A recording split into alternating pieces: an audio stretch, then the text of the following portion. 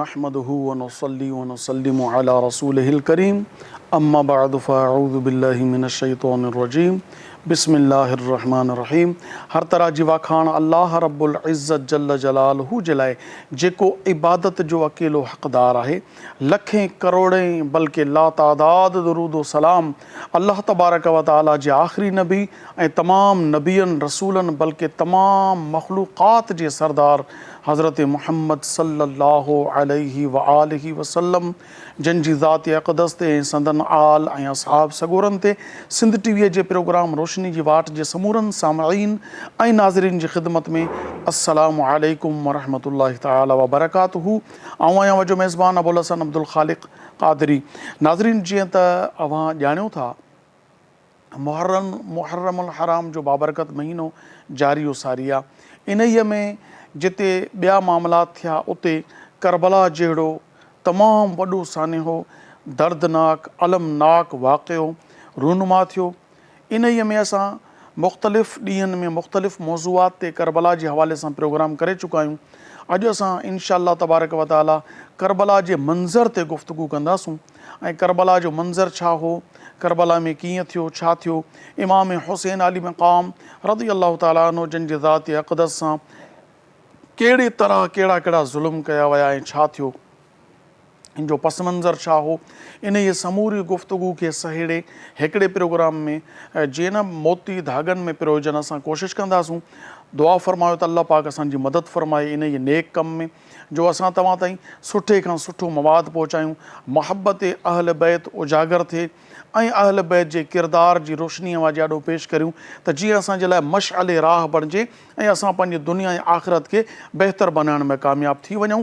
छो त हक़ीक़त इहा आहे त मोहम्मद की मोहब्बत दीन हक़ की शर्त अव्वल है, अगर वो इसमें कुछ खामी तो सब कुछ नामुकम्मल है. ऐं हुज़ूर अलैहिस्सलातु वस्सलाम जन जी मोहब्बत इहा तलब करे थी, घुर करे थी त महबूबनि जी आल सां बि मोहब्बत कई वञे, महबूबनि जे असहाब सां बि मोहब्बत कई वञे, महबूबनि जी अज़वाज सां बि अदब ऐं मोहतरम एहतराम वारो ताल्लुक़ रखियो वञे. इहो ई दीन आहे, इहो ई हक़ीक़त आहे, इहा ई सम्झ आहे. अल्लाह पाक असांखे बा अदब बणाए ऐं बा अदबनि जी सोबत में रखे. इन इहे बहितरीनु मौज़ू ते ॻाल्हाइण जे लाइ असां सिंध जे हिकु बहितरीनु आलिम दीन खे मदऊ कयो आहे, जिन जो तव्हां असांजे ई प्रोग्राम में केतिरा ई भेरा दीदार करे चुका आहियो, गुफ़्तगू ॿुधी चुका आहियो. क़ुरान और हदीस जी रोशनी में बहितरीनु गुफ़्तगू करण जा माहिर अल्लाह पाक उन्हनि खे नवाज़ियो आहे. ऐं इफ़्ताह में साईं जन कमु करे रहिया आहिनि. इंशाअल्लाह क़रीब तख़सुस मुकमल थी वञण ते मुफ़्ती जो बि साईं जन ते इतलाक़ थी वेंदो इंशाअल्लाह. हूअं त फ़तवा नवीसी करे बि रहिया आहिनि. अल्लाह पाक अञा उन जे इल्म में अमल में बरकतूं अता फ़रमाए. अल्लामा सलाहुद्दीन मरी साहब, अस्सलामु अलैकुम. वालेकुम सलाम वरहमतुल्लाह. अवां जी महिरबानी, अवां असांजे प्रोग्राम में तशरीफ़ वठी आया.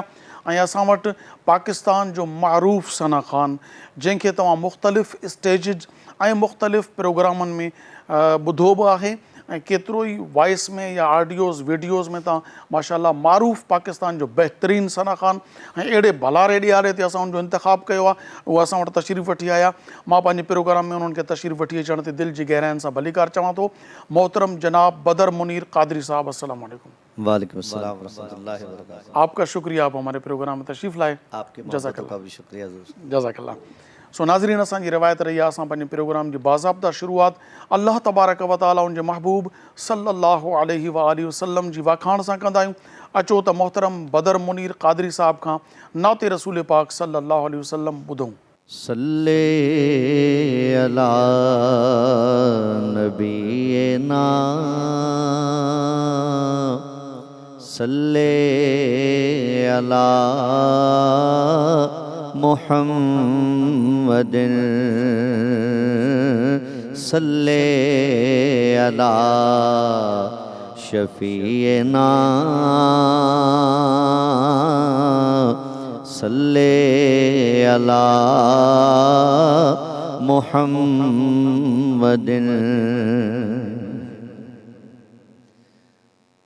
सारे नबियों के ओहदे बड़े हैं,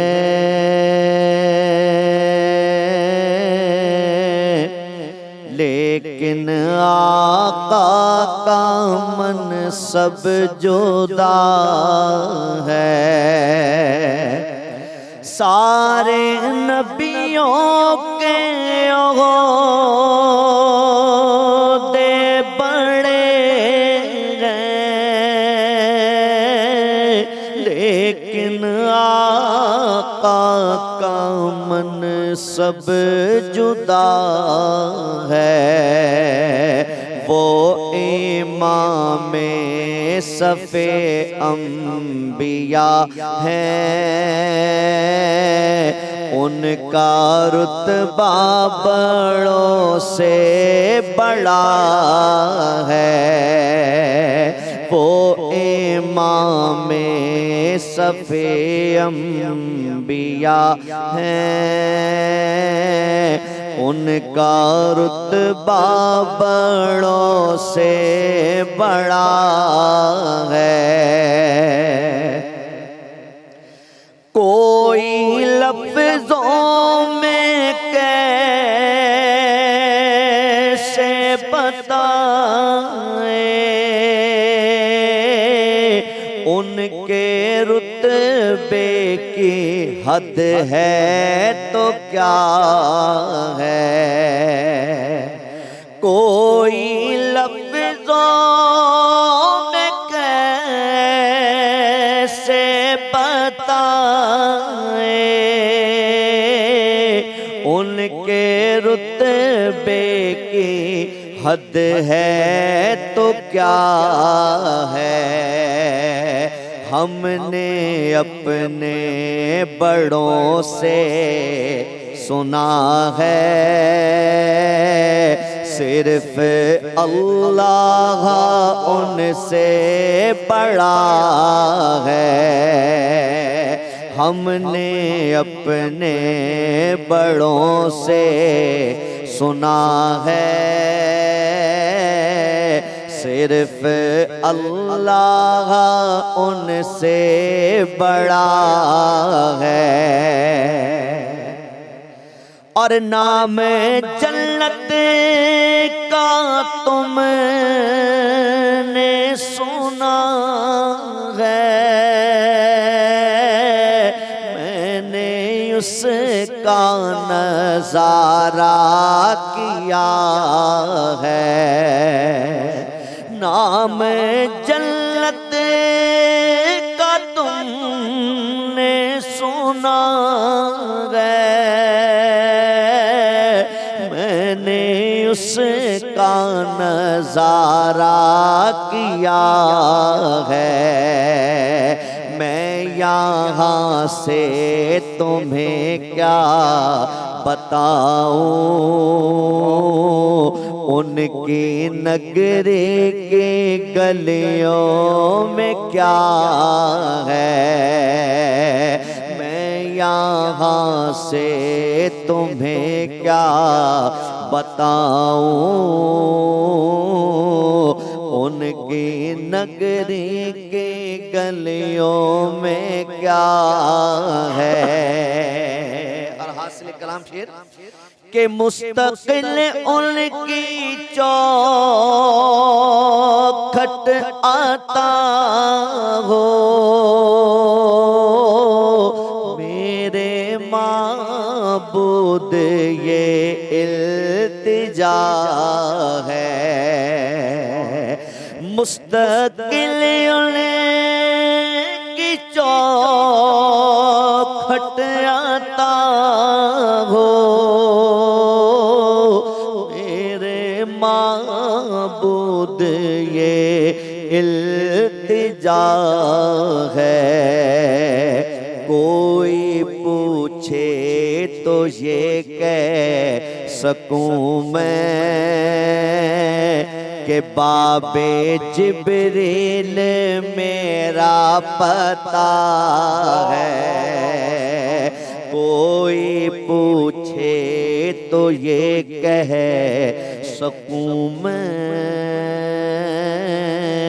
کہ باب جبریل میرا پتہ ہے وہ امام صف انبیاء ہیں، ان کا رتبہ بڑوں سے بڑا ہے۔ ماشاء اللہ تبارک و تعالیٰ بدر منیر قادری صاحب تمام بہترین انداز میں جناب رسالت مآب صلی اللہ علیہ وآلہ وسلم جی بارگاہ اقدس میں عقیدت جا گلڑا پیش کرن جی سعادت حاصل کئی۔ دعا فرماयो त اللہ تبارک و تعالیٰ संदन आवाज़ में अञा वधीक बरकतूं अता फ़रमाए ऐं पंहिंजी शान मूजिब बहितरीन अजर अता फ़रमाए। सो नाज़रीन, अचो त हींअर अॼोके मौज़ू ते गुफ़्तगू करण जे लाइ अल्लामा साहब जी तरफ़ रुजू करियूं था। अल्लामा साहब, अॼोको मौज़ू आहे करबला जो मंज़र, त करबला में छा छा थियो, कीअं थियो। इन ते आउं चाहींदुसि त सभ खां पहिरीं इमाम हुसैन अली मक़ाम जे शान में या अहल बैत जे शान में क़ुरान पाक छा इरशाद फ़रमायो? अल्हम्दुलिल्लाहि रब्बिल आलमीन वस्सलातु वस्सलामु अला सय्यिदिल अंबिया वल मुरसलीन अम्मा बअद फअऊज़ु बिल्लाहि मिनश शैतानिर रजीम बिस्मिल्लाहिर रहमानिर रहीम क़ाल अल्लाहु तबारक व तआला फ़िल क़ुरआनिल मजीद वल फ़ुरक़ानिल हमीद वला तक़ूलू लिमन युक़तल फ़ी सबीलिल्लाहि अमवात आमन्तु बिल्लाहि सदक़ल्लाहुल अलियुल अज़ीम व सदक़ रसूलुहुन नबियुल करीम व नहनु अला ज़ालिका लमिनश शाहिदीन व शाकिरीन। अल्हम्दुलिल्लाह, जीअं त मुहर्रमुल हराम जो महीनो असांजे तव्हांजे दरमियान मौजूदु आहे, जो उलमा कराम फरमाईंदा आहिनि मुहर्रम जी जेका निस्बत ख़ासि तौर ते इमाम हुसैन अलैहिस्सलातु वस्सलाम जी शहादत खां बाद आहे, पर हिन जी बरकतुनि जो सिलसिलो पहिरियां खां बि शुरू हुयो। जो इन्हनि जूं रहमतूं ऐं बरकतूं इन जो अंदाज़ इन मां लॻाए सघिजे थो जो इन महीने खे हालत कुफ़ुर में कुफ़ार बि तज़ीम कंदा हुआ, पर उनखां बाद में इन जो क़द्र ऐं शान मंज़िल उन वक़्तु वधी वई जॾहिं इमाम आली मक़ाम जी निस्बत इन सां वधी वई। सुभान ऐं क़ुर में त जा बजा उन्हनि जो शान बयानु कया। मां हिकु मुतलक़न आयत फरमाई तव्हांजे साम्हूं त जीअं उन में अल्लाह रब्बुल इज़्ज़त फरमायो, अल्लाह जी राह में जेके क़त्ल थियनि तव्हां उनखे मुर्दो बि न चओ। ऐं अल्लाह जी राह में जेका ॾिसजनि सभ खां वॾे वॾी जेकी क़ुर्बानी पेश कई क़यामत ताईं उन जेको मिसाल नथो मिले, उहा इमाम आली मक़ाम करबला जे मैदान ते जेकर करे ॾेखारे उहा आहे। ऐं इन फ़ज़ाइल कमालात जा त क़ुर हदीस ख़ासि तौर ते भरी पई आहे, अहल बैत अतहार जे हवाले सां भरी पई आहे। पर अॼु जो जेको मौज़ू आहे करबला जे हवाले सां, पहिरीं तव्हां अहल बैत जे शान में भली अहादीस मुबारका पेश फरमायो जो इमाम हुसैन अली मक़ाम हस्ती छा हुई, ज़ुल्म जेके कया विया। पोइ पहिरीं इमाम हुसैन अली मक़ाम जी ज़ात खे ॾिसो, हुज़ूर अलैहिस्सलातु वस्सलाम जन इमाम हुसैन सां या इन घराणे पंहिंजे ॿचड़नि सां केॾी मुहबत कई आहे, पोइ उन्हनि सां जेको ज़ुल्म थियो आहे त पोइ उहा अञा इन वधीक। हवाले सां जेकॾहिं हदीस मुबारका जो सभ खां पहिरियां इन जो शान अंदाज़ इन मां लॻाए सघिजे थो त इन जा नाना जेके आहिनि इमामुल अंबिया आहिनि। सुभान इहा अल्लाह। निस्बत हिकु कमाल जी निस्बत आहे। ऐं वालिद साहिब जेकर ॾिसूं त वलियुनि जो इमाम आहे उन्हनि जा। ऐं वरी जेकॾहिं वालिदा मोहतरमा ॾिसूं त ख़ातून जन्नत औरतुनि जी सरदार आहिनि, तमामु जन्नती औरतुनि जी सरदार आहिनि, जंहिंजे मुतालिक़ फरमायो न क़यामत जे ॾींहुं जॾहिं तशरीफ़ फरमा थींदियूं फरमायो वञो ए अहले माशर पंहिंजूं निगाहूं झुकायो, अल्लाह जे प्यारे नबी जी प्यारी न्याणी जो गुज़र थी रहियो आहे। उन जा शहज़ादा आहिनि अल्लाह जे प्यारे नबी अलैहिस्सलातु वस्सलाम हदीस मुबारक में चए थो जॾहिं घरनि खां गुज़रंदा हुआ, जॾहिं इमाम हुसैन ऐं हसन जो रोअण जो आवाज़ु ईंदो पाण दरवाज़े ते ईंदा हुआ ऐं फरमाईंदा ए फ़ातिमा हिन खे न नवारियो, जॾहिं इहे रोअंदा आहिनि त मां ग़मगीन थी वेंदो हुअमि।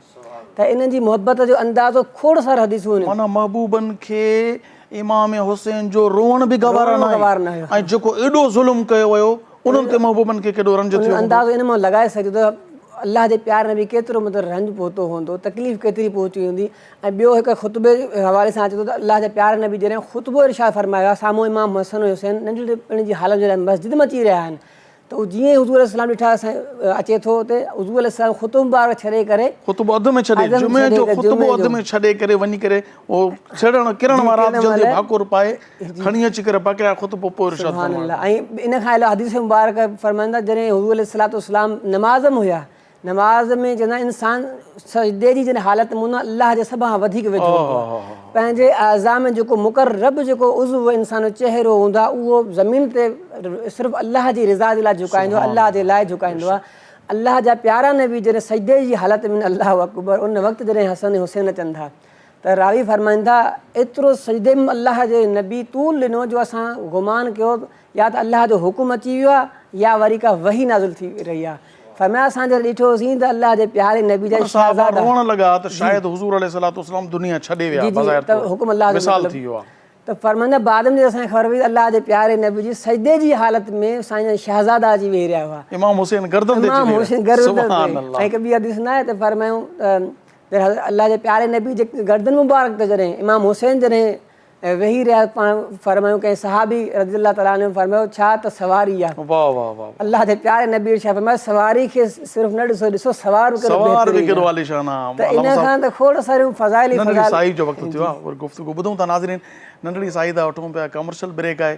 चंद लम्हनि खां पोइ असां वापसि वरूं ॾिसंदा रहो सिंध TV प्रोग्राम है रोशनी जी वाट।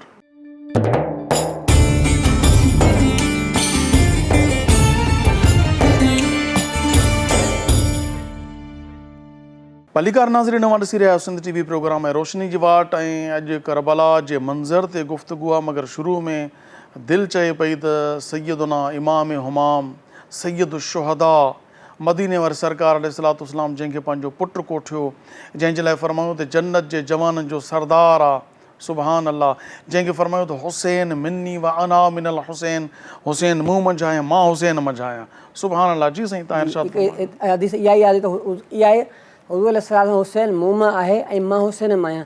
ऐं ॿी हदीस में एसि ताईं अलाह जे प्यारे नबी अलैहिस्सलाम फरमायो ए मुंहिंजा परवरदिगार जेके हुसैन रज़ियल्लाहु ताला सां मुहबत कंदा तूं उन सां मुहबत फरमाए, ऐं हुसैन जंहिंसां मुहबत करे तूं उन सां मुहबत फरमाए। त मतिलबु हीअ उहे घराना आहिनि जेको इन सां मुहबत करे उहो बि नामुराद नथो थी सघे, अलाह उन सां मुहबत फरमाए थो। त हिन घर वारनि जो ॾिसो फ़ज़ाइल कमालात सां मतिलबु भरिया पिया आहिनि। छाजे करे जो घर सखावत जो हिकु बहितरीनु मिसाल हूंदो हुयो, बहादुरी जो बहितरीनु मिसाल हूंदो हो, जो करबला में हिन जा वधीक जोहर नज़र ईंदा। जेको असांजो अॼु जो टॉपिक बि इहो ई आहे त करबला में जॾहिं इन्हनि हस्तियुनि जो जॾहिं उते पड़ाव थिए थो त उन में जेके सभ खां पहिरियां वाक़ियात जेके थींदा आहिनि, शहादत जेकी शुरू खां मारूफ़ आहे, पर हिते उलमा किराम इशारो फरमाईंदा आहिनि त हीउ घरानो ॾिसो अलाह जी ऐं उनजे रसूल जी रिज़ा ते केतिरो मतिलबु पंहिंजो सर झुकाए छॾियो, सर तस्लीम ख़म करे छॾियो त अलाह जी जेका रिज़ा अची आहे त कॾहिं उनजे ख़िलाफ़ु दुआ बि न घुरायूं। ऐं अलाह जा प्यारा नबी मुस्तजाबु दावा आहिनि। इहा बचपन नंढपण में ई शहादत जी ख़बर मारूफ़ थी वई। अली मुर्तज़ा वलियुनि जा इमाम आहिनि, ख़ातून जन्नत जो मक़ाम आहे पंहिंजो। जॾहिं इहा ख़बर विलादत खां बाद ई पइजी वई त हिनखे हज़रत जिब्रील हज़रत उम्मुल मोमिनीन हज़रत आयशा सिद्दीक़ा रज़ियल्लाहु ताला अन्हा खां रिवायत आहे फरमाइनि जूं प्यारे नबी अलैहिस्सलाम हिकु दफ़े इरशाद फरमायो जिब्रील मूं वटि आयो ऐं पाण अर्ज़ु कयूं ए अलाह जा नबी ही तव्हांजा नवासा आहिनि ऐं अन क़रीब वक़्तु ईंदो जो मक़ाम करबला जो इशारो आहे उन मक़ाम ते हिनखे बेदर्द शहीद कयो वेंदो। ऐं पाण फरमाइनि थियूं हज़रत जिब्रील अलैहिस्सलाम खे कुझु मटी बि साण हुई ऐं उहा अलाह जे प्यारे नबी खे मटी ॾिनो अथऊं त हीअ उन मक़तल जी जॾहिं उते जॾहिं शहीद कयो इमाम आली मक़ाम खे उन जॻह जी मटी आहे। ऐं रिवायत में बाद में उहा पाण करीम सल्लल्लाहु अलैहि वसल्लम मटी हज़रत उम्मे सलमा खे ॾिनी त जॾहिं इहा मटी जॾहिं खून थी वञे त सम्झां मुंहिंजे नवासे खे अॼु करबला में शहीद कयो वियो आहे। त इहा मतिलबु ख़बरूं पहिरियां इब्न अब्बास खां रिवायत आहे त इन ॻाल्हि में बिल्कुलु इत्तिफ़ाक़ आहे त इमाम आली मक़ाम जी शहादत असां सभिनी खे पहिरीं ख़बर पइजी चुकी हुई। को बि अहल बैत मां अहिड़ो शख़्स न हुयो जेको शहादत खां बाख़बर न हुजे। पर हिते उलमा खां फरमाइनि तॾहिं बि इन ख़ानदान जो सब्र ऐं तहमुल जो तव्हां अंदाज़ो लॻाए ॾिसो था सॼो ख़बर त शहादत माणी हूंदी। हज़रत अली मुर्तज़ा शेर ख़ुदा रज़ी अल्लाह ताला अन्हु जॾहिं हिकु दफ़े वञी रहिया हुआ सफ़र में, जॾहिं हिकु दफ़े क़याम फरमायूं उन वक़्तु जॾहिं मक़ाम पुछा कयूं कहिड़ो मक़ाम आहे, फरमायूं करबला आहे। पाण फरमायूं हीउ उहो मक़ाम आहे जंहिं मक़ाम ते मुंहिंजे शहज़ादनि खे शहीद कयो वेंदो। न बल्कि एतिरो बल्कि फरमायूं हीअ उहा जॻह आहे जिते इमाम आली मक़ाम जा उठ ॿधिया वेंदा, हिते सामान रखियो वेंदो, हिते खून वेहो वेंदो। हाणे अंदाज़ो लॻायो त बाबे जॾहिं पाण वञी उहो मैदान ॾिठो आहे त मुंहिंजे बचड़नि खे हिते तड़पाए तड़पाए शहीद कयो वेंदो, उनजी दिलि ते छा गुज़री हूंदी। उहे अर्ज़ु कनि पर तॾहिं चवनि अलाह उन रसूल जी ॾिसो रिज़ा ते तव्हां उन सब्र ऐं तहमुल ॾिसो न। हिकु आम इंसान जेकॾहिं इहो पूरो वाक़ियो उन्हनि जो बर्दाश्त करे ऐं उन किथे बि कुतुब सीरत वग़ैरह में दुआ जा अल्फाज़ नथा मिलनि त मुंहिंजा मौला अहिड़ी बेदर्दी सां मुंहिंजे बचनि खे शहीद न कयो वञे। मालूम हुयो जेकॾहिं अलाह ऐं उनजे रसूल जी रिज़ा ई आहे, अलाह जी रिज़ा इहा आहे जो असांजे बचनि खे ईअं शहीद कयो वञे त माना असल में तक़दीर जो फ़ैसिलो थी चुको, कलम हली चुको। असल मसइलो ईअं आहे न माण्हू आम तौर ते चवंदा आहिनि मुंहिंजा बच्चा तव्हां तां क़ुर्बान, ठीकु आहे, मोहबत जे लाइ माण्हू कंहिंसां मोहबत जो इज़हार करण जे लाइ चवंदा आहिनि साईं मुंहिंजा बचा बि तव्हां था क़ुर्बान, पर महबूबनि जी अलाह सां मोहबत हीउ रुॻो चयो वेंदो आहे, मदीने वारी सरकार करे ॾेखारिया बचा। छो ॾिसो हुज़ूर जी ज़िंदगी में त वाक़ियो न थियो आहे, ठीकु आहे, बज़ाहिर ज़िंदगी जेका हुई उन में न थियो आहे, पर महबूबन अलैहिस्सलाम खे ख़बर त इमाम हुसैन जी विलादत वारे ॾींहुं पइजी वई, उहो जेको फ़रिश्तो बि आयो कोकाफ खां, उहो बि मारूफ़ हदीस आहे। हीअ तव्हां जेका ॿुधाई जिब्रील अमीन बि आनो पैगाम, बिल्कुलु उहा मिटी समेत, बहरहाल उहा मिटी त इमाम हुसैन अली मक़ाम वटि बि हुई, वञी करे पहुता त ॾिठूं त मुसलसल 2 ॾींहं 3 ॾींहं सॼी राति सुवारी हले थी पई, सुबुह जो हुते जो हुते आहियूं, त पोइ फरमायो त मिटी कढी ॾियो मूंखे, कढी चेक कयूं त वाक़ई मिटी सां वेंदा, इहा ई आहे। फरमायो त बसि हाणे असां हिते ई आहियूं, हाणे असां काॾे बि न वेंदासीं। तवील किसो आहे, जॾहिं हुर जेको आहे सो चयो त तव्हां निकिरी वञो, मां जेको आहे सो कंदुसि कवर, बहरहाल न थियो। त मुंहिंजो अर्ज़ु करण जो मक़सदु इहो त हुज़ूर अलैहिस्सलाम खे ख़बर हुई, हाणे 2 शयूं हुयूं, 2 ऑप्शन हुया, या त हुज़ूर अलैहिस्सलाम अलाह खे अर्ज़ु कंदा मुंहिंजे अलाह हीअ मुंहिंजे बचिड़े तां मुसीबत टार, या इनखे नेमुल बदल, जीअं इब्राहिम अलैहिस्सलाम जी घरवारी कसम खणी चुकी त मां 100 दुर आणंदमि हिनखे, बीबी सारा बीबी हाजरा जो वाक़ियो, त पोइ बुहारे में 100 तीला विझी करे हणायो वियो, त उनजो छा कयो वियो, नेमुल बदल थियो त बाबा इन जो इन हवाले सां हुन चयो त मां जा कन चीरींदमि, पोइ कन चीरण जे बजाए चयो त हिनखे सोराख़ करे, इहो बि हुनजो माना सो हुज़ूर अलैहिस्सलाम ईअं बि दुआ घुरी सघनि पिया त मुंहिंजा अलाह जो नेमुल बदल कर नंढी क़ुर्बानी, पर न, मुंहिंजा रब तूं इम्तिहान थो वठणु चाहे, मुंहिंजा बचा तो तां क़ुर्बान, तुंहिंजी रिज़ा खे मां पंहिंजे बचे जे लाइ न चवंदुमि त मौला तो मुसीबत टार, न, मां इहो चवां थो त हिनखे सब्र बि ॾे, अजर बि ॾे। सुभान अल्लाह। त इहो ई अर्ज़ु करण त इहो इन्हनि घर वारनि जे ख़ानदान नबूवत जो ई ख़ासो आहे, जो एॾियूं अज़ीम क़ुर्बानियूं जेके थियणियूं हुयूं, जंहिंजे तरफ़ अबू हुरैरा रज़ियल्लाहु तआला अन्हु जी हदीस में इशारो ॾिनो त फरमायो अलाह जे नबी मूंखे 2 इल्म ॾिना, हिकु इल्मु उहो जेको मूं तव्हांजे साम्हूं ज़ाहिर फरमायो, ऐं ॿियो जेको मां ज़ाहिर फरमायां तव्हां मुंहिंजी गर्दन हितां खां वढे छॾियो। त उलमा किराम फरमाईंदा इन इहे इशारा हुया वाक़ियात, ऐं उन वक़्तु सहाबा किराम जो एॾो ज़हन कंहिंजो वेंदो त को अनक़रीब अहिड़ा वाक़ियात थियण वारा आहिनि। उन वक़्त खां बाद में अबू हुरैरा जी ॿी हदीस मुबारक जॾहिं अलाह जे प्यारे में छा फरमाई त जेके अनक़रीब जेके फितना थींदा, ख़ासि करे जेके 60 हिजरी खां बाद में शुरू थींदा, लड़कनि जे छोकिरनि जे उन में हुकूमत अची वेंदी, अबू हुरैरा रज़ियल्लाहु तआला दुआ घुरी बाक़ाइदा मुंहिंजा परवरदिगार इन्हनि जी हुकूमत खां मूंखे महफ़ूज़ रखजांइ, ऐं फरमाईंदा 59 हिजरी में साईं जो इंतकाल थी वियो। त उन खां बाद जेको सॼो सिलसिलो अमीर मुआविया रज़ियल्लाहु तआला अन्हु जी वफ़ात खां बाद में यज़ीद सल्तनत ते अचे थो, उन बाद तवील वाक़ियो जेको पहिरां तफ़सील सां ज़िक्र थी चुको आहे त मुस्लिम बिन अकील जे शहादत जो हिकु दर्दनाक वाक़ियो आहे, ऐं कीअं मतिलबु चाल में को खेॾी करे हदीस में हूंदो आहे मुस्लिम मोमिन सादा दिलि हूंदो आहे, त जॾहिं ॾेई न सघंदो आहे, सादा दिलि जॾहिं पहिरियों हिकु वार ॼण थी चुको, सभिनी खे जॾहिं भॼाए करे मोकिलियऊं, कुझु खे मारे भॼाए मोकिलियऊं, अकेले शहज़ादे, उन बाद इब्न ज़ियाद ॾिठो त हीउ उन ख़ानदान सां हिन जो तालुक़ु आहे जो ईअं वारे में न ईंदा,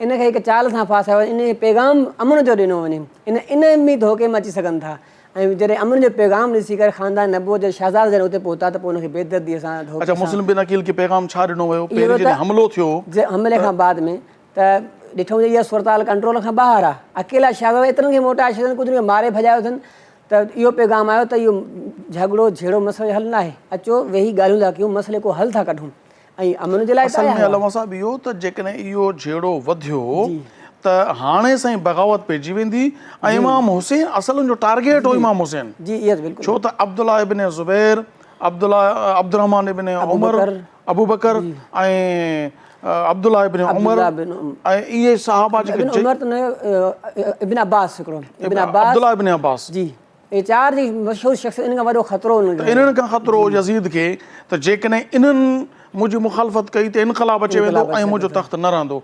हुन बदबातिन बदबख़्त छा कयो त टारगेट इमाम हुसैन खे कयईं, जेकॾहिं हाणे मां मुस्लिम बिन अकील खे हिते शहीद ईअं करायां थो जो मतिलबु ज़ाहिरी तौर ते ख़बर पहुचंदी ऐं बग़ावत थींदी, बग़ावत खे कंट्रोल करणु उन तरीक़े सां हुनखे घुरायो। जी हिकिड़ो त इहा बि थी सघे थी, पर असुल में उलमा खां फरमाईंदा इन ख़ानदान जे बहादुरी जा जोहर सभिनि खे मतिलबु मालूम पहिरियां हुया त अकेलो शख़्स एतिरनि माण्हुनि खे कीअं मतिलबु कंट्रोल करे सघे थो, पर जॾहिं इब्न ज़ियाद त उहो जेको हिकु हुकूमत पहिरीं गवर्नर हुयो, इहा ई लालच ॾिनी वई त हीउ फितनो तो दॿायो त तोखे कूफा जी गवर्नर ॾिनी वेंदी, त इन गवर्नर जी हुसूल जे लाइ इंसान जॾहिं दुनिया जी मोहब्बत जॾहिं अची वञे मनसब जी मोहब्बत त तबाह पोइ मतिलबु साम्हूं वारी कहिड़ी हस्ती आहे, कहिड़ो मक़ाम आहे, हुनजा फ़ज़ाइल ये अंधा इनजे करे थी आहे लालच में लालच हुनखे ॾिनी तव्हांखे इनाम ॾींदासीं, हाणे दुनिया जी लालच में ख़ानदान नबूअत खे ख़ानदान उजाड़े छॾियो। नबूअत। ऐं उन खां बाद कूफ़ी जी जेकी मशहूरु जेकी बेवफ़ाई आहे, कूफ़ी लायूफ़ी जेके मशहूरु पहिरियां ई चवणी हुई ऐं हिते साबित थी। 40,000 जो लश्कर जॾहिं बेत कई आहे, उन बाद में हिकिड़ो माण्हू इमाम हुसैन ऐं इमाम मुस्लिम सां मतिलबु बेत करण जे लाइ या गॾु हणण जे लाइ तयारु न हुयो। उन बाद इब्न ज़ियाद खां बाद में अॻिते जॾहिं इमाम आली मक़ाम त पहिरियों निकिरी चुका हुआ, जॾहिं ख़तु पहिरियों इमाम मुस्लिम जो पहुची चुको हुयो, 3 ज़िलहिजा खां उतां जॾहिं तशरीफ़ फरमा थिया। मुस्लिम बिन अकील खे मोकिलियो वियो त ॾिसो कूफ़े जा हालात जी, कीअं, हालात मूंखे खां पोइ ख़ुतूत लिखी घुरायो वियो आहे। मुस्लिम बिन अकील जा ते एॾनि जो बेत कई त उन्हनि ख़त लिखी छॾियो साईं ते सभु तव्हांजा हालात चाहींदड़ साज़गार आहिनि जी। ऐं सभु चाहींदा आहिनि ज़ालिम खां असांखे निजात मिले, ऐं तव्हां ॾे सभिनि जी उमेदूं आहिनि वाबस्ता। तव्हां फ़ौरन हिते तशरीफ़ फरमा थियो, ऐं जीअं 3 ज़िलहिजा खां उतां तशरीफ़ फरमा थिया आहिनि, सॼो रस्ते जो सफ़र बाद में रस्ते में इहा ख़बर पइजी चुकी त इमाम मुस्लिम खे शहीद कयो वियो आहे। बाद में वरी मुशावरत जॾहिं कई वई त इहो फ़ैसिलो थियो त असांखे हीउ जेको सफ़र आहे उहो जारी रखिणो आहे। असां पहुची चुका आहियूं तक़रीबन, सफ़र जॾहिं जारी रखियाऊं 2 मुहर्रमुल हराम ते फ़रमाईनि था, जॾहिं मक़ाम ते पहुतऊं त हुर जी उते मुलाक़ात थी, जेको तव्हां जिस तरह इशारो ॾिनो। उन वक़्तु जॾहिं उते खीमा खोलियऊं, ऐं हुर जे बारे में त इहो अचे थो निमाज़ूं में इमाम हुसैन अलैहिस्सलाम जी इमामत इक़्तिदाम फरमाईंदा हुआ, उते निमाज़ूं पढ़ंदा हुआ, छाजे करे अहल बैत सां मुहबत कंदा हुआ। इहे त उन खां बाद जॾहिं इहा ख़बर जॾहिं इब्न ज़ियाद ॾे पहुती त इहो मामिलो तूल पकड़े रहियो आहे, एतिरी डर छाजे लाइ? त उन खां बाद में इब्न सअद खे वरी मक़ाम रह जो जेको गवर्नर हुयो उनखे इहो मोकिलियईं। पहिरियां अचे थो रिवायतुनि में उन इनकार कयो, नटाइण जी कोशिशि कई, पर जॾहिं उनखे वरी दुनिया जी लालच ॾिनी वई, जंहिंजे करे न वें त तुंहिंजो इहो मक़ाम रह जी गवर्नर ई तोखां खसी वेंदी। त वरी साॻी उहो जेको तव्हां ॻाल्हि इशारो कयो दुनिया जी मोहबत आहे, उहो बि अची वियो। इब्न ज़ियाद सां 22,000 जो लश्कर वठी करे उते पहुतो अची। 2 मुहर्रमुल हराम खां इहो जॾहिं वाक़ियो, 7 मुहर्रमुल हराम ते जॾहिं इहे पहुता 22,000 जो लश्कर, उलमा कराम फरमाईंदा पूरी तारीख़ इंसानियत में, दुनिया जी तारीख़ में अहिड़ो मिसाल कोन थो मिले जो 72 या 82 अफ़राद जे लाइ जेके न जंग जे लाइ आया हुजनि, न झेड़े जे लाइ आया हुजनि, नंढड़ा बचड़ा को जंग में खणी वञिबा, नंग को वञी जंग जे लाइ खणी वञिबा, त इन्हनि सां 22 अफ़राद 72 अफ़राद ऐं साम्हूं 22,000 जो लश्कर वेठो आहे, तॾहिं बि हिननि खे इहो दिलि में ख़ौफ़ आहे त हिन खे कंट्रोल कीअं कजे। सभु सुञाणनि पिया त ख़ानदान नबूअत जा तक़रीबन 18 शहज़ादा हिते आहिनि, ऐं जंहिंजी बहादुरी जा मिसाल दुनिया में मशहूरु आहिनि, त हिननि खे कंट्रोल कीअं कजे। उन वक़्तु तॾहिं बि इब्न ज़ियाद इहा चाल हुई त हिन खे हींअर हमिलो न कयो। उहो ई साॻी मिसाली बहादुरी जा किसा हुनखे पहिरियों ॿुधल हुया। हिननि खे 7 मुहर्रम ते हिन जी नहर फ़ुरात ते कब्ज़ो करे पाणी बंदि कयो वञे, त जीअं हर तरीक़े सां निढाल थी वञनि बिल्कुलु, उन खां बाद में वञी असां हमलो कंदासीं त हिन ते कंट्रोल करे सघूं। त पोइ इहो मशहूरु आहे 7 मुहर्रमुल हराम ते जॾहिं नहर फ़ुरात ते कब्ज़ो कयो वियो, को बि पाणी जो ज़रो बि पाणी जो कतिरो बि अहल बैत अतहार खे न ॾिनो वियो। उहे अहल बैत उहे घराना नहर फ़ुरात जेको पाणी जो जोश मारे रहियो हुई, उन मां जानवर त पाणी पी सघनि पिया, पर ख़ानदान नबूअत जे बचड़नि खे पाणी पीअण लाइ न ॾिनो वियो। ऐं उहे ख़ानदान जंहिंजे नाना जान पंहिंजी उंगलियुनि मां पाणी जा चश्मा जारी फरमाया ऐं पूरी उम्मत खे सैराब फरमायूं, हौज़े कौसर में पाण पंहिंजनि प्यारनि हथनि सां भरे भरे उम्मतुनि खे सैराब फरमाईंदा। अल्लाह अता कंदो आहे, विराईंदो मां आहियां, जेको सॼी काइनात खे विराए ॾे, उन जे बचड़नि ते बंदि कयो अॼु माना इहो हाल आहे जो पाण छा, पर मासूम जेके बचड़ा आहिनि उन्हनि खे बि पाणी जे लाइ तरसायो थो वञे, हिकु कतिरो बि पाणी जे लाइ नथो ॾिनो वञे। जॾहिं अॻिते अचो अली अकबर अली असगर, जॾहिं तमामु नंढड़ा मासूम ॿारनि 6 महीननि जा जॾहिं आहिनि, त फरमाइनि थियूं बीबी साहिब फरमाइनि थियूं इमाम आली मक़ाम इन्हनि सां इहो ई तव्हां सुवालु कयो, असांखे पाणी तव्हांखे न खपे, तव्हांजी दुश्मनी जेकॾहिं आहे बि सही त असां सां आहे, हिन मासूम 6 महीननि जे ॿार सां। ऐं जेकॾहिं इन वाक़े खे हटी करे इंसानु सोचे बि सही न, हिकु पागल जेकॾहिं चरियो बि हूंदो आहे न, उन सां कहिड़ी थोरी तकलीफ़ कंदो आहे, या बाज़ारि हुनखे तकलीफ़ एतिरी ॾिबी आहे त उन हद खां वधीक माण्हू ज़ाहिर हिन कहिड़ो ॾोह आहे, हिन सां तव्हांजो कहिड़ो, इन खे छॾे ॾियो। इंसान त पंहिंजी जाइ ते जानवर ते ज़ुल्म कंदो आहे, ॿिया चवंदा आहिनि ज़ालिम छो थो ज़ुल्म करे, जानवर तोखे छा कयो आहे? पर इंसान वरी इंसाननि में बि आली मर्तबत नबियनि जे सरदार जा बचा हुजनि, कहिड़ा इहे पर्दा जेकॾहिं अखियुनि ते चढ़ी विया आहे। त उहे ई 6 महीननि जो जॾहिं इमाम आली मक़ाम पंहिंजे लाइ सुवाल त कोन कयो, जॾहिं बचिड़े जी आई त शायदि माना इन ज़ालिमनि जी दिलि में इहो रहम अचे, यार वाक़ई हिन खे एतिरो ई पाणी ॾिजे जो हिन जी ज़िंदगी बची सघे। पाण फरमायो हिन सां तव्हांजी कहिड़ी दुश्मनी आहे, हिन जे लाइ कुझु चंद कतरा पाणी जॾहिं माउ जी थञ में न आहे जो मूंखे माना सैराब करे सघे, उहे पंहिंजे हिसाब सां खोड़ ॾींहं खां बुख उञायल आहिनि, हिन जे लाइ कुझु त उलमा इकराम फरमाईंदा हिकु बदबख़्त अॻिते वजो उन तीर खे जॾहिं छिके करे इमाम आली मक़ाम साम्हूं जॾहिं रखिया वेठा त उहो मंज़र जॾहिं पढ़िजे या ॿुधिजे यकीन करो इंसान जो कले जो मुंहुं थो अचे त अहिड़ो मंज़र बि इन सूरज पंहिंजे ॾिठो त इहो साम्हूं इन दुनिया में इहो मंज़र मतिलबु ॾिठो माण्हुनि पंहिंजी अखियुनि सां 22,000 जो लश्कर साम्हूं ऐं वालिद मोहतरम जंहिंजो एॾो मक़ाम आहे हथ में बचिड़ा 6 महीननि जा आहिनि ऐं पाणी जे लाइ उन्हनि जे ख़ानदान जी मां ॿुधायो त क़यामत जे ॾींहुं हौज़े कोसनि पूरी उम्मत खे सेरा फरमाईंदा। अॼु चंद्र कतरनि जो सुवालु आहे त हिकु ज़ालिम अॻिते वधी करे तीर जॾहिं छिकींदा त सिधो थी निड़ीम लॻे थी लॻे थो उलमा खां फरमाईंदा कि तीर आम न हुयो, उहो तीर हुयो जंहिंसां जानवरनि जो शिकार कयो वेंदो आहे। जॾहिं इमाम अली असगर खे जॾहिं निड़ीम लॻो त उन सां गर्दनी लही आई त पाण फरमाईंदा इमाम अली मक़ाम एॾो सब्र जो पहाड़ ज़ुल्म जा जॾहिं टुटिया तॾहिं बि वरी बुर्दबारी सां पंहिंजे दिलि खे कंट्रोल कयूं ऐं फरमाए मुंहिंजा परवरदिगार इमाम हुसैन जी हीअ क़ुर्बानी बि क़बूल फरमा। अल्लाहु अकबर। 6 महीननि जी बचिड़ो आहे। अल्लाह सां वक़्तु आहे कमर्शियल ब्रेक जो। नाज़रीन ॾाढो दर्दनाक वाक़ियो आहे। अल्लाह पाक इन्हनि जी क़बरुनि ते इन्हनि खे अहिड़ा अज़ाब ॾे जो न ज़ालिमनि ख़ानदान अहल बैत खे ईअं तड़पायो। नंढड़ी साई था वठूं, असां वापसि वरूं था ॾिसंदा रहो सिंध TV प्रोग्राम रोशनी की बाट।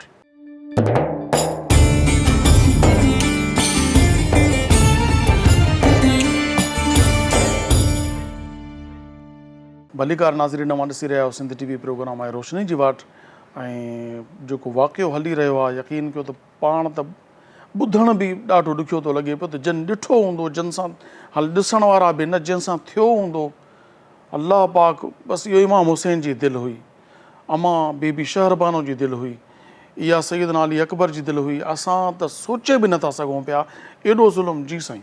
उहा अर्ज़ु जीअं कयूं त इमाम अली असगर जो 6 महीने जो मासूम जॾहिं इंसानु गौर करे जॾहिं खेमे में वियो वालदा खे इमाम आली मक़ाम फरमायो हाणे इहो न रहंदो त शायदि इहो आहे कंहिं ज़हन में आयो माना ज़ालिम केतिरा बि छो न हुजनि थी सघे पाणी चंद कतरा मिलिया हुजनि ख़ामोश थी वियो हुजे होॾां कहिड़ी ख़बर त हीअ त मतिलबु हिनजो त माना रूही परवाज़ थी चुको आहे ऐं ज़ालिमनि अहिड़ो तीर हयो आहे जो 6 महीने जे ॿार खे मतिलबु छा सह पवंदी आहे पर क़ुर्बान इन हस्तियुनि ते इन केॾा मतिलबु ज़ुल्म जा पहाड़ किरिया हिकु रिवायत इहा बि आहे त इमाम अली असगर जो खून मुबारक हथ में खणी इमाम अली मक़ाम आसमान न उछलायो, मुंहिंजा रब हीउ खून मुंहिंजे बचिड़े जो आहे ऐं हीअ क़यामत वारा ॾींहुं मां हे मूंसां जेको ज़ुल्म थियो आहे मां हीअ गवाही थो ॾियां पियो त मां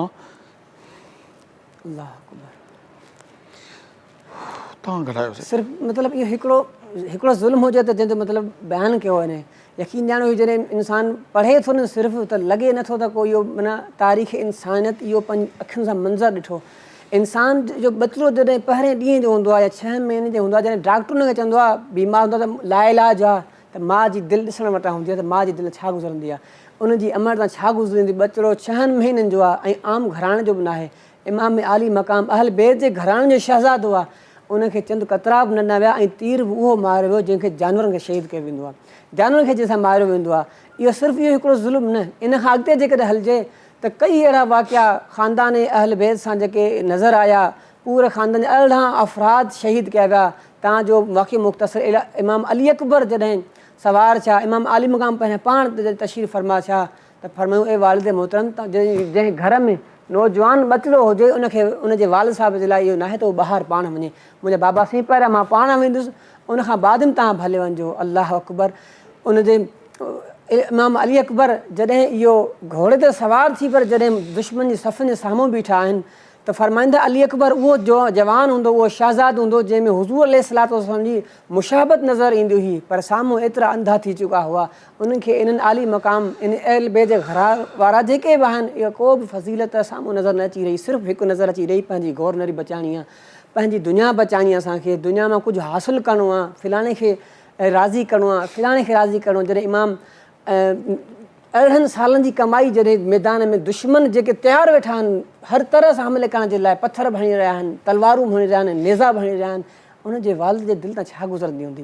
हिकिड़ो हूंदो आहे न कंहिं में नज़र हूंदी आहे हिन में मतिलबु रहमत जी उमेदु हुजे, साम्हूं 22,000 लश्कर हर हिकु प्यासो आहे इमामनि जे खून जो, साम्हूं अकेला नौजवान आहिनि तॾहिं बहादुरी जा जोहर जॾहिं ॾेखारे वापसि मोटी आया, वरी हिकु दफ़ो ॿीहर विया आहिनि ऐं ज़ालिमनि इब्न ज़ियाद इब्न सैद इहा चई त हीअ जेसिताईं इन खे चारो तरफ़नि खां इहो हमिलो न कयो वेंदो। करे अर्ज़ु कयूं त बाबा साईं मुंहिंजी ज़बान ख़ुश्क थी वई आहे जी त मूंखे 2 क़तरा पाणी जा मिलनि त मां हिन सॼे लश्कर खे तबाह काफ़ी कयां। अल्हम्दुलिल्लाह। इमाम हुसैन उहा ज़बान जंहिं नबियनि जे इमाम जी ज़बान चूसी, उहा ज़बान अली अकबर खे ॾिनी आहे त अली अकबर नौजवान पुट आहे मुंहिंजो, मूं वटि पाणी नाहे, जेकॾहिं मुंहिंजी ज़बान में थोरी तरी आहे त इन खे तूं चूसे वठि।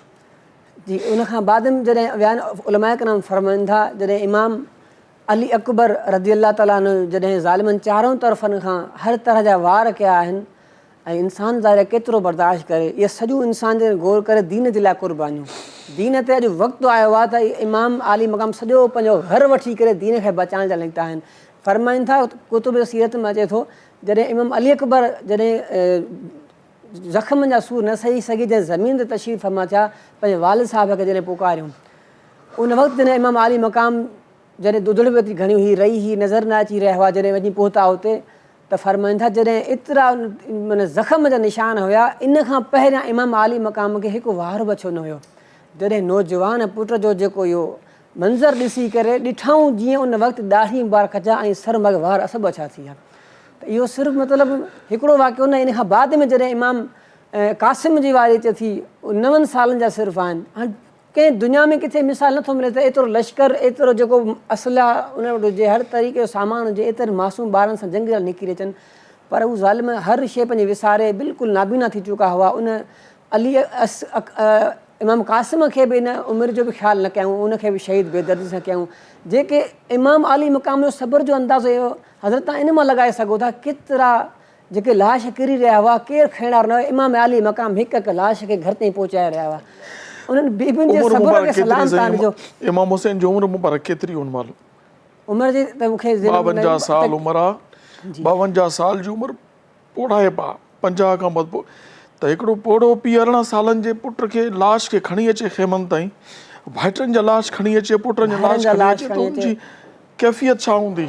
उहा अर्ज़ु कयां, तॾहिं मतिलबु उनजे सब्र जो अलाह जी रिज़ा ते राज़ी रहण जो मिसाल जेको आहे अहिड़ो असांखे किथे कोन थो मिले। सभु जॾहिं लाश धोए खेमे ताईं पुॼायूं, इमाम ज़ैनुलब्दीन उहे बीमार आहिनि, फरमाइनि था मुंहिंजा बाबा मूंखे इजाज़त ॾियो, एतिरी हालत आहे जो पाण पेरनि ते बीह बि कोन था सघनि। फरमाइनि था तव्हां हिते रहो, तव्हां बीबियुनि जे परदे वग़ैरह जो इंतज़ाम तव्हांजे हवाले आहे, ऐं मूंखे उमेदु आहे तव्हां बीमार आहियो जी ऐं तव्हां मुंहिंजो नसल हलंदो, सो तव्हां मां मुंहिंजो नसल बंदि न थिए, तव्हांजी मौजूदगी हिन जे करे ज़रूरी आहे जो मुंहिंजे नंगनि जो बि ख़्यालु कजो ऐं मुंहिंजी नसल बि तव्हां हलंदी। तव्हां बीमार आहियो, तव्हां न इजाज़त न मिली आहे त तव्हां बीमार आहियो, तव्हां वियो।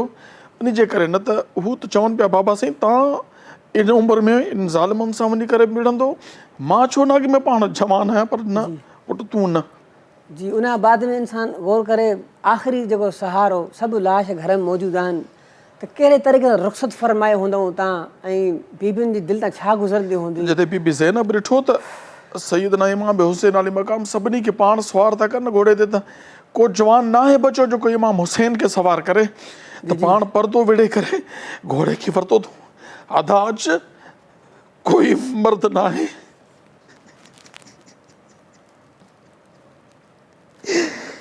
कोई मर्द न आहे, मां बि शेर ख़ुदा जी न्याणी आहियां, मां तव्हांखे रवानो कंदमि।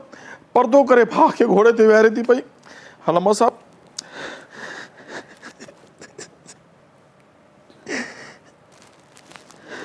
जी हितां बयान इहे मंदर यकीन कर बयान खां तमामु घणो बहरहाल इमाम आली मक़ाम जॾहिं जीअं तशरीफ़ फरमा थींदा आहिनि 22,000 जे लश्कर जे साम्हूं, त उनखां जेको वाक़िया थींदा, हुर जेको पहिरियां उन्हनि जे काफ़िले में ईंदो आहे, उनखां बाद 22,000 लश्कर जे साम्हूं इमाम आली मक़ाम जॾहिं इमाम मुबारक पंहिंजे नाना जान जो पहिरियों ऐं तलवार ज़ुल्फ़कार शेर ख़ुदा रज़ी अल्लाह ताला जे हथ में तलवार खईं आहिनि। उनखां बाद जॾहिं ज़िरहूं जेको पाचियूं आहिनि, फरमाईंदा पंहिंजे जेको ख़ानदान अमीर हमज़ा रज़ी अल्लाह ताला ने ज़िरह पाचियूं आहिनि, जॾहिं घोड़े सवार थी पहुता आहिनि, त साॻियो जेको दुश्मन ते हिकु लर्ज़ो तारी आहे, त इन सां मुक़ाबिलो केरु करे? एतिरा वार छा चवंदा अलाए केतिरनि खे त उते ई ढेर फरमाए छॾियऊं। हर तरहनि जे जॾहिं तलवारुनि सां अॻिते वधिया आहिनि, तलवारुनि जा वारनि खे बि जॾहिं ख़तमु करे इब्न सअद इहा त हिन शहज़ादे जा तव्हां जेके ॿिया शहज़ादा उन्हनि जे बहादुरी जा मिसाल ॾिसी चुका आहियो, हीअ त उन्हनि जो बि इमाम आहे, उन्हनि जे मिसाल त पहिरियों ई दुनिया में मारूफ़ आहे, इहे क़ाबू बि न ईंदा। तव्हां हिनखे हर तरीक़े जे ज़ुल्म सां सतायो, हर तरह जो वार कयो। तव्हां मां अंदाज़ो लॻाए कहिड़ो कहिड़ो उन्हनि वार न कयो हूंदो।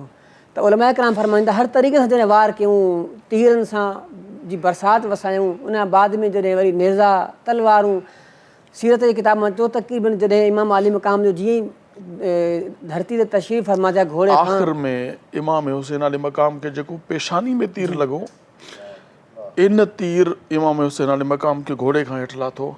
हालांकि जेके ज़ख़्म जाॾो काॾो ज़ालिमनि जे कुता चिमड़ंदा आहिनि, कुतनि हुकुर इमाम हुसैन खे चिमड़िया, जाॾो काॾो नेज़ा तलवारूं हणियूं, पर जेको तीर अची करे उन बदबख़्त जो जेको पेशानी में लॻो, इमाम हुसैन अली मक़ाम उन सां चकराइजी विया ऐं ज़मीन ते आया, गोॾनि ते आया। ऐं उन खां पोइ जॾहिं ज़मीन ते किरनि था त उहो गर्दन कटण जे लाइ चढ़े थो छाती ते, फ़रमाइनि था मुंहिंजी छाती खां लहो। जुमे जो ॾींहुं नमाज़ जो टाइम आहे, मतां ईअं चइजे त मौत जे ख़ौफ़ खां सजदो न कयो, सजदे में वञी करे रब जी बारगाह में अर्ज़ु कनि था पिया, मुंहिंजा मालिक जेकॾहिं हुसैन जो ही सजदो क़बूल आहे त मुंहिंजे नाना जी उम्मत खे बख़्श। अंदाज़ो लॻायो अलामा साहिबु वक़्तु पंहिंजी पुॼाणी ते पहुतो आहे। नाज़रीन, मुंहिंजी ज़बान नथी ॾिए इजाज़त घणो ॻाल्हाइण जी, वक़्तु बि पूरो थी चुको आहे। मां थोराए थो आहियां मोहतरम अल्लामा सलाउद्दीन मरी साहिब जो, जंहिं पंहिंजो वक़्तु कढी असांजे प्रोग्राम में शिरकत कई। अल्लाह पाक तव्हांखे ख़िज़री हयाती अता फ़रमाए, अव्हांजे इल्म में बरकत अता फ़रमाए। नाज़रीन, अव्हां जो बि मां थोराए थो आहियां, वक़्तु कढी असांजो प्रोग्राम ॾिसो था। ॾाढो ज़ुल्म थियल आहे करबला जे मैदान में, असां मतिलबु कमज़ोर आहियूं, असांजी दिलि बयानु करण जी बि ताक़त नथी रखे त उन्हनि ॾिठो। पर यादि रखिजो, इमाम हुसैन जी क़ुर्बानी खे ज़ाया थियणु न ॾिजो। ख़ुदा जे वास्ते जंहिं दीन खे इमाम हुसैन सिर ॾेई बचायो आहे, ॿचा ॾेई बचायो आहे, उन दीन जी पारत अथव। उन दीन जो पहिरियों जेको थंबो आहे नमाज़ आहे, नमाज़ खे क़ज़ा न कयो। इमाम हुसैन जी गर्दन ते छुरी हले थी त बि सिर सजदे में आहे, तव्हांजे गर्दन ते त छुरी न आहे न, तव्हां नमाज़ूं न छॾिजो। मां हिकिड़ो जेकॾहिं इशारो कयां, तव्हां जेतिरे इशारो कयो त इहा क़ुर्बानी जेका आहे विसारण जी न आहे, ऐं सबक़ु वग़ैरह ते बाद में इंशाअल्लाह सिलसिलो कयो वेंदो। पर इहो उहो ख़ानदान आहे जेको अलाह जी रिज़ा ते केतिरो राज़ी रहिया। हालांकि उलमा का फरमाइनि जेकॾहिं चाहिनि न दुआऊं घुरनि न त हू सभु कुझु करे सघनि था, ताक़त बि मगर दीन खे सलामत रखण जे लाइ कयूं। सो इन दीन, जंहिं दीन में इमाम हुसैन संदसि बच्चनि जो खून शामिल आहे, इन दीन सां बेवफ़ाई न कजो, इन दीन ते क़ाइमु रहो। इन दीन, इहो दीन ज़िंदाबाद आहे। इंशाअल्लाह क़ुर्ब क़यामत में इमाम महदी जे पोयां हूंदासीं। इमाम महदी बि बचड़ो इमाम हुसैन जे नसल मां, इमाम हसन जे नसल मां, मौला अली जी नसल आहे। इंशाअल्लाह तबारक तआला दीन सलामत आहे, दीन सलामत रहंदो। जेके दीन खे मज़बूती सां पकड़ंदा उहे भी सलामत रहंदा। अवां सभिनी जी महिरबानी। मोहतरम बदर मुनीर कादरी साहब, आपका शुक्रिया, आप हमारे प्रोग्राम में तशरीफ़ लाए। नाजरीन, सुभाणे अल्लाह पाक चाहो तो इंशाअल्लाह तबारक तआला साॻे वक़्त ते सिंध TV चैनल प्रोग्राम रोशनी जी वाट तव्हांजी ख़िदमत में हाज़िर थींदासीं। तेसीं ते पंहिंजी मेज़बान अबुल हसन अब्दुल ख़ालिक कादरी खे इजाज़त ॾींदा। आख़िर में मनक़बत ॿुधंदासीं। मां इजाज़त थो वठां पियो। अल्लाह वाही। अस्सलामु अलैकुम वरहमतुल्लाहि ताला। मुफ्तियाने दहर से कहती है करबला,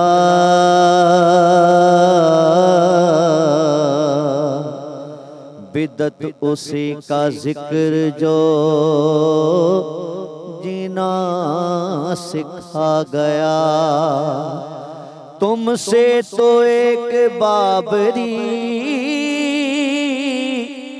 मस्जिद न बच सकी, मेरा हुसैन सारी शरीयत बचा गया। ज़मीन आसमान में हुसैन सा कोई नहीं, हुसैन सा कोई नहीं। खुदा के इस जहान में हुसैन सा कोई नहीं, हुसैन सा कोई नहीं। लिखेगा कौन इस तरह